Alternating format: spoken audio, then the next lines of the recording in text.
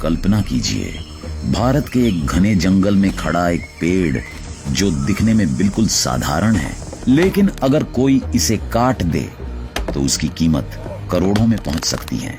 इस पेड़ के लिए लोग गोलियां खाते हैं, जंगलों में गैंगवार होती है और अंतर्राष्ट्रीय तस्करी का एक ऐसा नेटवर्क चलता है जो ड्रग्स और हथियारों की तस्करी जितना खतरनाक है। यह पेड़ है लाल चंदन, एक ऐसी लकड़ी जिसे दुनिया के कई देशों में लिक्विड गोल्ड यानी तरल सोना कहा जाता है। लेकिन सवाल यह है, आखिर आंध्र प्रदेश के जंगलों में उगने वाला यह पेड़ इतना कीमती क्यों है? क्यों चीन और जापान में इसके लिए करोड़ों डॉलर खर्च होते हैं? और क्यों इसके कारण भारत के जंगलों में खून बह चुका है? आज हम खोलेंगे लाल चंदन के काले कारोबार का पूरा सच। दक्षिण भारत के आंध्र प्रदेश में तिरुपति के आसपास फैले शेषाचलम जंगल दुनिया के सबसे अनोखे प्राकृतिक खजानों में से एक को छुपाए हुए हैं।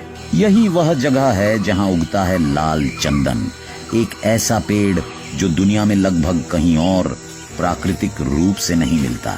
वैज्ञानिक भाषा में इसे टेरोकार्पस सैंटालाइनस कहा जाता है। यह पेड़ देखने में साधारण लगता है, लेकिन इसके भीतर मौजूद लाल रंग की हार्टवुड ही इसे असाधारण बनाती है। लाल चंदन का पेड़ बहुत धीरे बढ़ता है। इसे पूरी तरह परिपक्व होने में लगभग 20 से 30 साल लग जाते हैं। यही कारण है कि इसकी लकड़ी बेहद घनी, मजबूत और टिकाऊ होती है। जब इस पेड़ को काटा जाता है तो इसका अंदरूनी हिस्सा गहरे लाल रंग का दिखाई देता है, जो समय के साथ और भी चमकदार हो जाता है। इसी अनोखे रंग और मजबूती के कारण यह लकड़ी दुनिया के सबसे दुर्लभ लकड़ी संसाधनों में गिनी जाती है। वैज्ञानिकों के अनुसार दुनिया में पाए जाने वाले लाल चंदन का लगभग 90 से 95% हिस्सा भारत के आंध्र प्रदेश में ही मिलता है। शेषाचलम की खास मिट्टी, मौसम और भूगर्भीय परिस्थितियां इस पेड़ के लिए बिल्कुल अनुकूल हैं। यही वजह है कि यह पेड़ यहाँ हजारों वर्षों से उगता आ रहा है। लेकिन इस दुर्लभता के कारण ही यह पेड़ अब खतरे में भी है, क्योंकि जहाँ कोई चीज दुर्लभ होती है वहाँ उसकी कीमत भी बहुत ज्यादा होती है, और जहाँ कीमत ज्यादा होती है वहाँ अपराध भी जन्म लेता है। लाल चंदन के पेड़ की यही खासियत इसे जंगल का साधारण पेड़ नहीं रहने देती। यह धीरे धीरे दुनिया के सबसे कीमती प्राकृतिक संसाधनों में बदल चुका है। एक ऐसा संसाधन जिसके लिए अंतर्राष्ट्रीय बाजार में करोड़ों रुपये तक खर्च किए जाते हैं। लेकिन असली रहस्य अभी बाकी है, क्योंकि सवाल ये नहीं कि लाल चंदन दुर्लभ क्यों है, सवाल ये है कि दुनिया इसके लिए इतनी पागल क्यों है। लाल चंदन को दुनिया में अक्सर लिक्विड गोल्ड कहा जाता है, लेकिन यह नाम सिर्फ उसकी दुर्लभता के कारण नहीं पड़ा। असली वजह है उसकी असाधारण कीमत और अंतर्राष्ट्रीय मांग। अंतर्राष्ट्रीय बाजार में लाल चंदन की कीमत उसकी गुणवत्ता के अनुसार बदलती रहती है। 1 टन लाल चंदन की लकड़ी की कीमत लगभग 20 लाख रुपए से 1 करोड़ रुपए तक पहुंच सकती है। कुछ दुर्लभ ग्रेड की लकड़ी इससे भी ज्यादा कीमत पर बिकती है। यही कारण है कि तस्कर इसे जंगल का सोना कहते हैं। लेकिन सवाल यह है कि आखिर इस लकड़ी की इतनी मांग क्यों है? इसका जवाब छुपा है एशिया के 2 देशों में, चीन और जापान। चीन में लाल चंदन का उपयोग सदियों से लग्जरी फर्नीचर बनाने में होता रहा है। वहां इसे होंगमो फर्नीचर के नाम से जाना जाता है। ये फर्नीचर केवल अमीर लोगों के घरों में ही देखा जाता है। चीन के पारंपरिक राजमहलों और शाही घरानों में लाल चंदन से बनी कुर्सियां, मेजें और सजावटी वस्तुएं प्रतिष्ठा का प्रतीक मानी जाती थीं। आज भी चीन में कुछ प्राचीन शैली की कुर्सियां और अलमारियां करोड़ों रुपए में बिकती हैं। दूसरी ओर जापान में लाल चंदन का इस्तेमाल एक पारंपरिक संगीत वाद्य बनाने में किया जाता है, जिसे शामिसेन कहा जाता है। यह 3 तारों वाला वाद्य यंत्र जापानी संस्कृति का महत्वपूर्ण हिस्सा है। इसके लिए इस्तेमाल होने वाली लकड़ी बेहद मजबूत और उच्च गुणवत्ता की होनी चाहिए और लाल चंदन इसके लिए सबसे उपयुक्त माना जाता है। इसके अलावा लाल चंदन का उपयोग आयुर्वेदिक दवाइयों, रंग बनाने और लग्जरी सजावटी वस्तुओं में भी किया जाता है। इसी भारी मांग और सीमित उपलब्धता के कारण लाल चंदन की कीमत लगातार बढ़ती रही और जैसे जैसे इसकी कीमत बढ़ी वैसे वैसे इसके पीछे तस्करी की दुनिया भी पैदा हो गई। और इस तस्करी की दुनिया में एक नाम ऐसा था जिसने पूरे दक्षिण भारत के जंगलों को वर्षों तक अपनी गिरफ्त में रखा, वीरप्पन। लाल चंदन की कहानी आज की नहीं है। इसका इतिहास सदियों पुराना है, जब एशिया के बड़े साम्राज्य अपनी ताकत और शान दिखाने के लिए दुर्लभ चीजों का इस्तेमाल करते थे। उन दिनों चीन के मिंग राजवंश और बाद में किंग राजवंश के महलों में लाल चंदन से बने फर्नीचर का विशेष महत्व था। इसे केवल शाही परिवार और उच्च वर्ग के लोग ही इस्तेमाल कर सकते थे। लाल चंदन की लकड़ी से बनी कुर्सियां, सिंहासन, अलमारियां और सजावटी वस्तुएं चीन में प्रतिष्ठा और शक्ति का प्रतीक मानी जाती थी। इन प्राचीन फर्नीचर की कीमत आज करोड़ों रुपए तक पहुंच चुकी है। भारत और चीन के बीच समुद्री व्यापार का इतिहास भी इस लकड़ी से जुड़ा हुआ है। मध्यकाल में दक्षिण भारत के बंदरगाहों से लाल चंदन की लकड़ी जहाजों के जरिए चीन और दक्षिण पूर्व एशिया भेजी जाती थी। यह व्यापार सीमित था और जंगलों से लकड़ी काटने पर स्थानीय नियंत्रण भी रहता था। लेकिन समय के साथ परिस्थितियां बदलने लगी। 20वीं सदी के अंत में वैश्विक बाजार खुलने लगे और लग्जरी उत्पादों की मांग तेजी से बढ़ने लगी। चीन की अर्थव्यवस्था के तेजी से बढ़ने के बाद अमीर वर्ग की संख्या भी बढ़ी और इसके साथ ही लाल चंदन से बने पारंपरिक फर्नीचर की मांग अचानक कई गुना बढ़ गई। यहीं से समस्या शुरू हुई। जंगलों में उगने वाला यह दुर्लभ पेड़ इतनी तेजी से नहीं बढ़ सकता था जितनी तेजी से बाजार इसकी मांग कर रहा था। और जब मांग आपूर्ति से ज्यादा हो जाती है तब पैदा होता है एक नया बाजार, काला बाजार। धीरे धीरे लाल चंदन की कटाई अवैध तरीके से होने लगी। छोटे छोटे तस्कर इस लकड़ी को जंगलों से बाहर निकालने लगे। लेकिन जल्द ही यह छोटा कारोबार नहीं रहा। यह बदल गया एक ऐसे अपराध उद्योग में जिसने दक्षिण भारत के जंगलों को दशकों तक डर और हिंसा के साए में रखा। और इस अंधेरी दुनिया का सबसे खतरनाक नाम था वीरप्पन। दक्षिण भारत के घने जंगलों में 1970 और 1980 के दशक के दौरान एक नाम धीरे धीरे डर का पर्याय बन गया, कोसे मुनिस्वामी वीरप्पन। उसका जन्म 18 जनवरी 1952 को तमिलनाडु के छोटे से गांव गोपीनाथम में हुआ था, जो कर्नाटक और तमिलनाडु की सीमा के पास स्थित है। बचपन में वह एक साधारण ग्रामीण लड़का था, लेकिन किशोरावस्था में ही उसका जीवन जंगल और अपराध की दुनिया की ओर मुड़ गया। कहा जाता है कि वीरप्पन ने सिर्फ 17 साल की उम्र में पहली बार जंगल में अवैध शिकार किया। धीरे धीरे उसने हाथी दांत और चंदन की तस्करी शुरू कर दी। उस समय दक्षिण भारत के जंगलों में चंदन की लकड़ी की मांग पहले से मौजूद थी और वीरप्पन ने इसी अवसर को अपने अपराध साम्राज्य में बदल दिया। 1980 और 1990 के दशक तक आते आते वीरप्पन का नेटवर्क बहुत बड़ा हो चुका था। उसके गिरोह में दर्जनों हथियारबंद लोग शामिल थे, जो कर्नाटक, तमिलनाडु और केरल के जंगलों में सक्रिय रहते थे। कहा जाता है कि उसने 200 टन से अधिक चंदन की लकड़ी और बड़ी मात्रा में हाथी दांत की तस्करी की थी।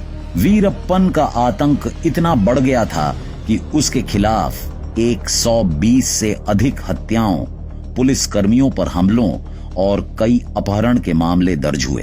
उसका सबसे चर्चित अपराध था साल 2000 में कन्नड़ अभिनेता राजकुमार का अपहरण, जिसने पूरे देश को हिला दिया था। करीब 20 साल तक पुलिस और स्पेशल टास्क फोर्स उसे पकड़ने की कोशिश करती रही, लेकिन जंगलों की गहरी जानकारी और स्थानीय नेटवर्क के कारण वह बार बार बच निकलता था। आखिरकार 18 अक्टूबर 2004 को तमिलनाडु पुलिस ने ऑपरेशन कोकून चलाया, जिसमें वीरप्पन मारा गया। उसकी मौत के साथ एक युग खत्म हुआ, लेकिन लाल चंदन की तस्करी नहीं रुकी। असल में वीरप्पन के बाद यह कारोबार और भी संगठित और अंतर्राष्ट्रीय हो गया। वीरप्पन की मौत के बाद कई लोगों को लगा कि लाल चंदन की तस्करी खत्म हो जाएगी, लेकिन असलियत बिल्कुल अलग निकली। समय के साथ यह कारोबार और भी संगठित, तकनीकी और अंतर्राष्ट्रीय हो गया। आज लाल चंदन की तस्करी एक बहु करोड़ रुपये का अवैध उद्योग बन चुकी है। इसका नेटवर्क स्थानीय मजदूरों से शुरू होकर अंतर्राष्ट्रीय व्यापारियों तक फैला हुआ है। सबसे पहले तस्कर आंध्र प्रदेश और तमिलनाडु के गरीब गांवों से मजदूरों को ढूंढते हैं। इन्हें जंगल में पेड़ काटने के लिए 500 रुपए से 1000 रुपये प्रतिदिन का लालच दिया जाता है। रात के अंधेरे में ये मजदूर शेषाचलम के जंगलों में प्रवेश करते हैं।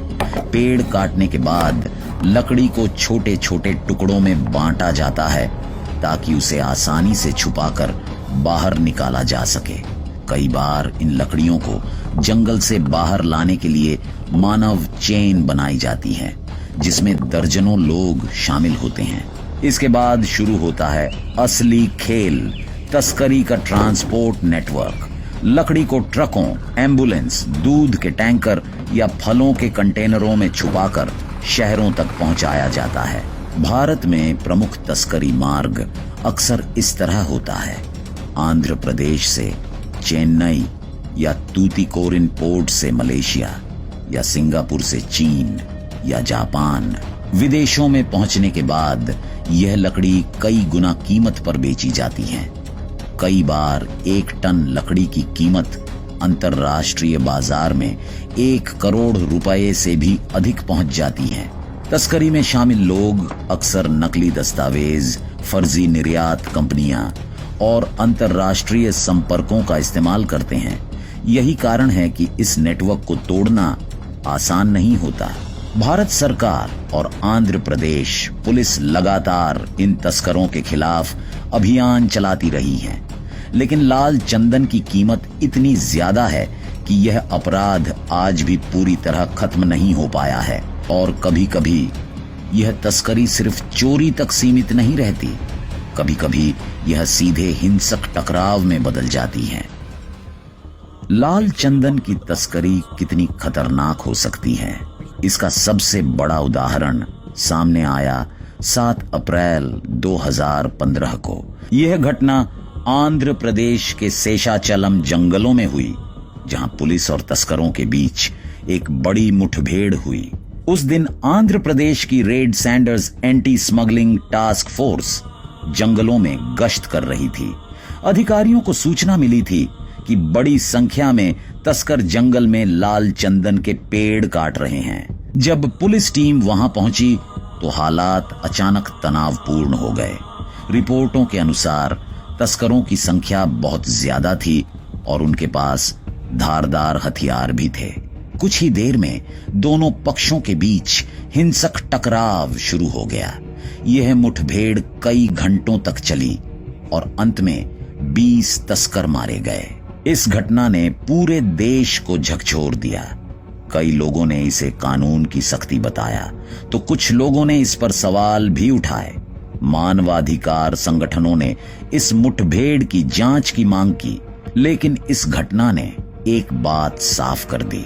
लाल चंदन की तस्करी सिर्फ आर्थिक अपराध नहीं है, बल्कि यह ऐसा नेटवर्क बन चुका है जिसमें हिंसा, अंतर्राष्ट्रीय गिरोह और करोड़ों रुपए का अवैध व्यापार शामिल है। शेषाचलम मुठभेड़ के बाद सरकार ने जंगलों की सुरक्षा और भी सख्त कर दी। पुलिस गश्त बढ़ाई गई, ड्रोन निगरानी शुरू हुई और तस्करों के खिलाफ कई बड़े अभियान चलाए गए। फिर भी सवाल वही है, क्या कानून और सुरक्षा बल इस जंगल के सोने को बचा पाएंगे? शेषाचलम की घटना के बाद भारत सरकार और आंध्र प्रदेश प्रशासन को यह समझ आ गया कि लाल चंदन की तस्करी केवल जंगलों की समस्या नहीं है, बल्कि यह एक अंतर्राष्ट्रीय अपराध नेटवर्क बन चुकी है। इसलिए इसे रोकने के लिए कई सख्त कदम उठाए गए। सबसे पहले आंध्र प्रदेश सरकार ने red Sanders anti smuggling task force को और मजबूत बनाया। यह विशेष बल जंगलों में लगातार गश्त करता है और संदिग्ध गतिविधियों पर नजर रखता है। कई जगहों पर ड्रोन निगरानी, सैटेलाइट मैपिंग और आधुनिक सर्विलांस तकनीक का उपयोग शुरू किया गया ताकि तस्करों की गतिविधियों को जल्दी पहचाना जा सके। भारत सरकार ने कई बार जब्त की गई लाल चंदन की लकड़ी को नीलामी के माध्यम से कानूनी रूप से बेचने की भी व्यवस्था बनाई। फिर भी चुनौती आसान नहीं है। लाल चंदन की कीमत इतनी ज्यादा है कि तस्कर नए नए तरीके खोज लेते हैं। कभी नकली दस्तावेजों का इस्तेमाल होता है तो कभी लकड़ी को दूसरे सामान के बीच छुपाकर बंदरगाहों तक पहुंचाया जाता है। यानी सरकार की कोशिशें लगातार जारी हैं, लेकिन इस लाल सोने की लड़ाई अभी खत्म नहीं हुई है। आज लाल चंदन केवल तस्करी की वजह से चर्चा में नहीं है, बल्कि इसके अस्तित्व पर भी सवाल उठने लगे हैं। वैज्ञानिकों के अनुसार यह पेड़ अब धीरे धीरे एंडेंजर्ड स्पीशीज यानी संकटग्रस्त प्रजातियों की श्रेणी में पहुंच रहा है। इसका सबसे बड़ा कारण है इसकी धीमी वृद्धि। एक लाल चंदन का पेड़ पूरी तरह परिपक्व होने में लगभग 20 से 30 साल लेता है, लेकिन तस्करों को इस बात से कोई फर्क नहीं पड़ता। वे कुछ ही मिनटों में पेड़ काटकर जंगल से बाहर ले जाते हैं। दूसरी समस्या है सीमित प्राकृतिक क्षेत्र। हालांकि वैज्ञानिक और वन विभाग इस पेड़ को बचाने के लिए कई प्रयास कर रहे हैं, फिर भी असली चुनौती वही है। जब तक इसकी कीमत करोड़ों में रहेगी, तब तक तस्करों की नजर इस पर बनी रहेगी। और यही सवाल भविष्य के सामने खड़ा है, क्या इंसान इस दुर्लभ पेड़ को बचा पाएगा, या फिर लाल चंदन भी इतिहास के उन खजानों में शामिल हो जाएगा जो कभी थे लेकिन अब नहीं है।